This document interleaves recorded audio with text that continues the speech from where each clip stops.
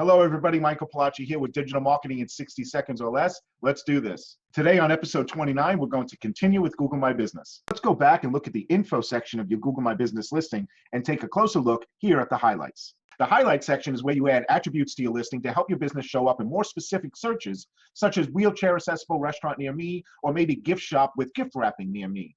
This can be a huge difference maker for you in local search.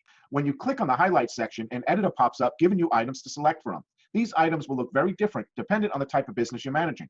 Simply click on the item that you like and hit apply. There is an arm's length list of possible attributes to select from, but there are still more that aren't under your control. Those attributes are gathered by Google when they ask some of your customers easy yes or no questions. Some examples could be, is this place easily seen from a car in traffic? Or is this place good for a quick shopping trip? So that's it for Digital Marketing in 60 Seconds or Less. We'll see you tomorrow.